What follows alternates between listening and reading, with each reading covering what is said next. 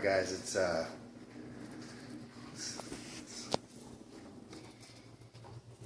5:36 in the morning.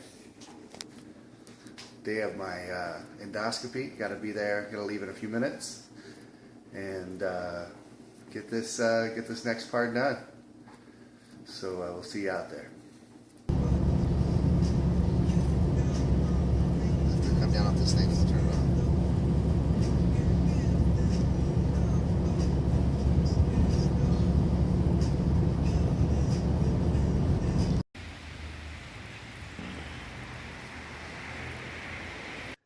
Hello YouTube, this is Ryan from Ryan's Journey. Wanted to give you guys an update shortly after my endoscopy. Just got back about 20 minutes ago. If you're seeing this, I already showed you a little intro of me waking up early in the morning and going to the hospital, I guess it's kind of a mini hospital, and getting it done. Wanted to give, especially people that are new, that are gonna have to go through some of these things, these pre-op things. I want it to be helpful. I had a hard time finding videos of people that have went through an endoscopy pre-op for weight loss surgery and what happened. So I wanted to share a little bit of what happened. So for me, I got up early in the morning, went to my appointment. It was at 6:30. I got there a little early. I think by 6:30 they actually called me in, got me set up.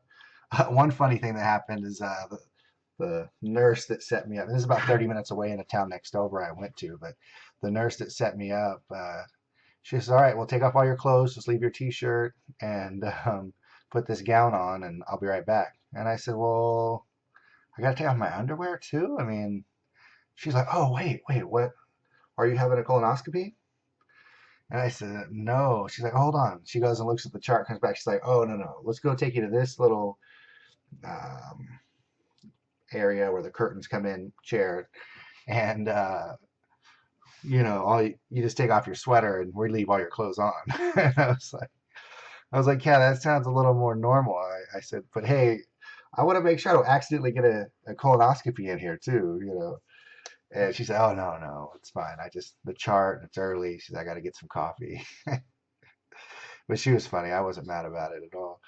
And so she got me set up there. She put a blood pressure thing on my arm, connected me to a little computer thing while I laid back. And then a nurse came and inserted an IV. Here, let me just take this out.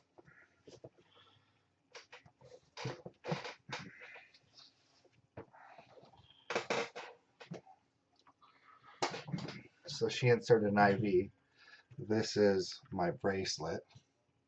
I'll show you that I got while I was there. And then I showed it fast because, nobody used to know my name, social security number, birthday, and, my blood type and all that. But as you can see, this is where I was inserted. It wasn't too hard finding a vein, they said. Initially, they were going to go here, but they said, oh, where's the vein? And then they looked and said, oh, I think that one's going to work. So the nurse put that in. And it wasn't like a needle. It was like a clear, almost like plastic needle tube thing. So that got inputted in.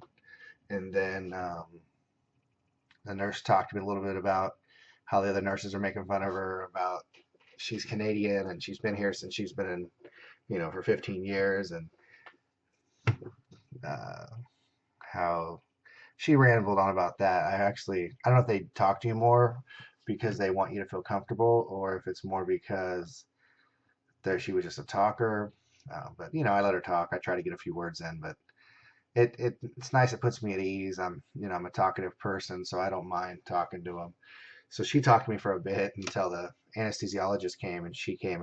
Her name was Sarah, and she kind of explained what's going to happen, asked me what I'm allergic to, normal stuff. I told her about my sleep apnea. And one of my concerns was, when they put me under, because I have sleep apnea and I'm used to sleeping with pressure, with air, if they had something like that. I even called beforehand the day before to see if I need to bring that for some reason. But she said, no, it's going to be a quick procedure. It's going to be like 15, 20 minutes while you're under. And they use a certain they don't use a narcotic. I guess if you use a narcotic, when they put you to sleep under the anesthesia, that that can cause some apnea episodes. So in that case, there's a little more precaution taken. But in this case, they don't give me a narcotic, so it wasn't too bad. Disclaimer: I'm still a little bit loopy from the stuff. I was woken up probably 40 minutes ago. Drove 30 minutes, got home, or 20 minutes, got home, and settled up and decided to make a quick video. So if I'm loopy, whatever, it's fun. I said some funny things to the doctor, which I'm going to get to. So, um, so talked to the anesthesiologist. She told me what's going on, and they came and started wheeling me in. So the good news is there wasn't a lot of waiting time. It was pretty much in, get there, get in, get in the room where we're going to have the procedure. They wheeled me in, and then I get there. They line me up. There's a TV on this side where they can, I'm sure, see everything. They get me on my side, and the worst part about the whole thing is they got to spray this spray in your mouth, on your tongue, and you got to swallow it, and it's the worst taste. I mean, relatively speaking, it's pretty bad. Imagine a mix between banana flavor, cough syrup, and additional 10 chemicals. And they spray that in your tongue, and you got to swallow it and get it down 3 times. It numbs everything. So it wasn't too bad. I mean, I got it done, but I had to cringe a little bit and get it down. So we get that down, and then, it's a little small talk, telling me what's going to happen. They put this little thing in my mouth that you bite down, kind of bite down, where it keeps you from biting the hose while they have it down there.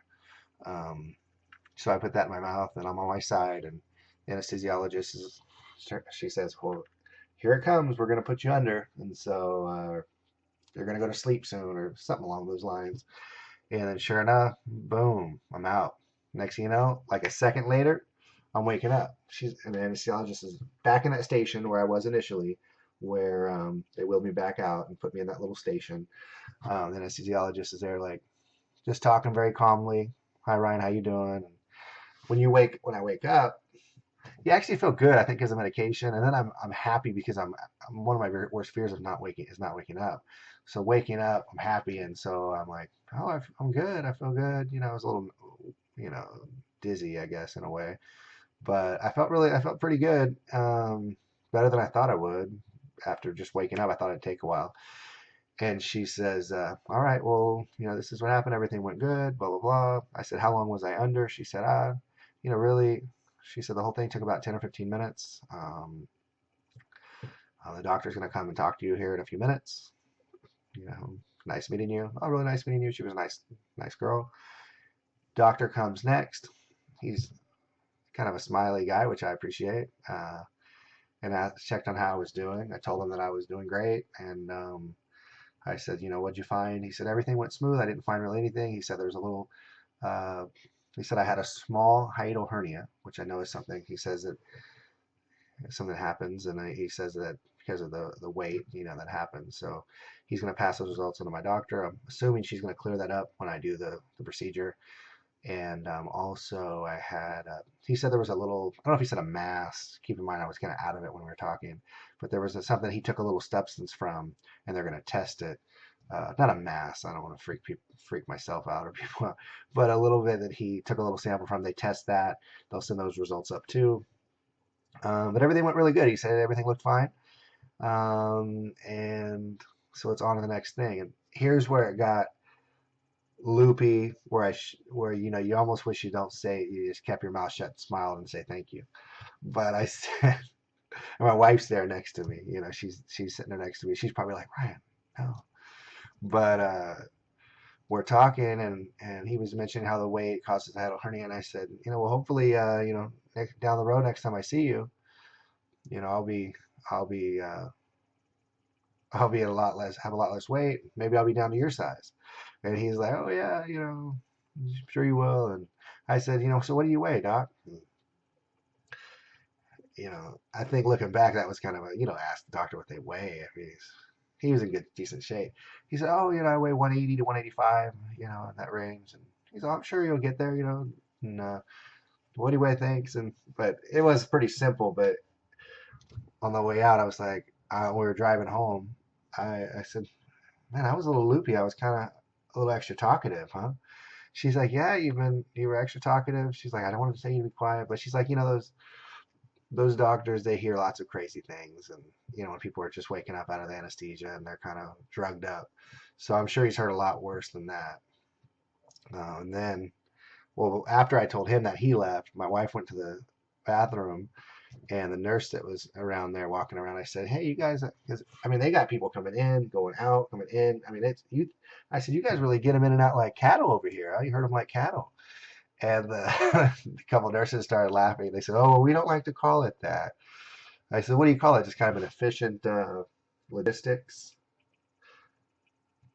Uh, and she said, "Yeah, we're just trying to be efficient and care." But they laughed because they know it's just pretty much like cattle moving in and out. But they were efficient, and I actually respected that.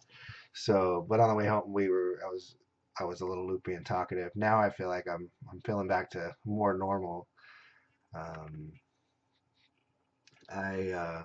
so afterwards, the concern I had was, is my throat going to be sore? Am I going to be, what's it going to feel like? Is my stomach going to feel like something went in there? And no, I actually feel pretty good. I wouldn't really have known it happened. And that's a very positive thing. Um, I haven't drank or ate. I think they told me to wait a half hour, which it's been a little over 45 minutes since I woke up. So I'm gonna probably have some water and get something to eat. But yeah, everything's good. I survived. On to the next phase of my weight loss journey. All right, I wanted to add one more thing before I check out this session here. I was telling my wife or maybe somebody else the other day that I'm going to all these appointments. Like last week I had an ultrasound. This week I had endoscopy or upper GI or EGD, however you want to call it. And I think along this way, I keep waiting for somebody to come along, maybe in the medical community, maybe somebody else saying, "Hey, Ryan, you don't really even look like you need surgery. You look like you can probably just go to the gym, lose some weight, and be okay. You don't even look big enough." Like I think of weight loss surgery, you'd have to be quite a bit bigger, and I keep thinking I'm going to hear that, but, because in our minds, at least for me, someone was a chubby kid. I got in good shape around high school, college days. Afterward, gradually gained the weight up and still remain somewhat active. I still go to the gym. I still do some exercises, but nowhere near as I used to. And having a desk job, I've gained weight. So for me, at this phase, I think that we don't realize how big we are. We don't realize how heavy we truly are. Like I look at myself a lot in the mirror at this angle, which doesn't look that. It's heavy, but like if you see yourself on a camera at another angle, for example, I remember I work right next to McDonald's, which is really bad, and I don't really love McDonald's at all, but it's convenient. It's in the parking lot we have a 15-minute break in the morning. At night, you can go there. It's literally walking outside of where I work about, I don't know, 50 steps into the McDonald's door. So I would go there sometimes and get a breakfast or whatever. And when I would go there, they have a lot of security. So they have a big screen, like 42-inch plasma TV or LCD TV, and you could see yourself. And the angle you see yourself is a different angle, and you look a lot heavier in that angle. And you got to realize I try to realize other people see you at these other angles where you appear heavier, and they can say, "Oh, well, you're over 300 pounds. It's easy." But in my mind, I think, I would think that I'm not as heavy as people see me. So along this journey, I keep thinking that somebody's going to come along and say, "Well, hey, you don't even look like you need it," or, "You're fine." And not in a way that they're just saying that to say it, but that they truly feel that way. And it's not, and I think also, disclaimer, not that they think that surgery is a bad option for anybody, not someone who's just biased that way. I'm talking about just in general, someone who, has a general knowledge of either the medical field, or even someone else along those lines would say that, something like that. And I haven't really ever got that. I haven't really, nobody said, hey, well, I'm surprised, you say you want, I haven't got that. So I've taken it as, yeah, you're big. You probably should do something about that. But today was the first day where I got anything like that. And it's funny because I just talked about this last week with like my wife and a friend or something. Not a friend, a wife. And the lady that initially brought me in, the one that I mentioned, said that I need to get naked, and then said, "Oh, I guess I like to get everybody naked. And sorry, you don't need to. Your endoscopy, just stay fully clothed." That one, she said, she was telling me that she was like, why are you doing this? And I said, "Oh, I'm getting a weight loss surgery next month." And she says, she's like, "Well, what did she say exactly?" She said, "Well, she said that you're taller. I mean, what do they expect you to be, like super thin?" And I mean, I think you're not that bad. And I, it kind of caught me off guard, and I just said, "Oh, well, I have, some medical conditions. I have sleep apnea and a couple other things that have gotten worse, and I need to address it. And I've tried to lose weight other ways, and I need to, this is the last straw. I need to take this step." And she's like, "Oh, okay." She's like, "The interesting thing is I've seen a lot of people, like last week I had 40 people in here, and they were all going to have weight loss surgery." She said some of these people were young, like yourself, and they were younger, and they didn't even seem real heavy to me, like where they were that bad, and they were having it." And so um, anyway, she had mentioned about her daughter, how she had lost weight, and she didn't qualify for the surgery when she was heavier, but now that she's lost the weight, now she still qualifies, but now she's like, "I don't need it." So anyway, I wanted to tell you a little bit about that story, kind of it's just kind of a funny thing. Anyway, I'll catch up with you guys later. Thanks, bye. All right, guys, I wanted to add one other thing. It's been about an hour and a half since I've been back or so. My mind's a little clearer now, and clearing up as I go. But a couple things I wanted to talk about is, one, I did weigh myself before I went to my surgery, and I was at my lowest weight since I started this journey a couple months ago. I was at 301 point, I don't even remember the point something. So 301 point something. So real close to getting in Schwonderland in the 200s. So that was cool. And the other thing I wanted to mention is that I feel like this procedure, I feel like it's more necessary now that I got it out of the way, but uh, it's helped prepare me for what the real procedure is going to be like. I'm going to go in early in the morning. I'm going to go through that. I'm going to put under anesthesia. I'm going to wake up. Yeah, when I wake up, things are going to be different. I'm going to have some some cuts into my stomach, and I'm going to have some pain with the gas pain, and I'll have to gradually work out and those kind of things. But just the overall process of what it went like, I think it's helped me because I think I'll be less nervous about the actual procedure, because this went pretty smooth. And the actual procedure of the VSG will take an extra maybe 30 to 45 minutes or so than this one took. But and I think it helped really prepare me. So I just wanted to mention that for all of you out there that are new, especially that are going to be going through a similar pre-op situations, and are nervous about the procedure. So if your doctor recommends this, mine, I don't know, I didn't really have an option. I had to do this for the EGD or endoscopy. So anyway, that's it. I will talk to you guys later.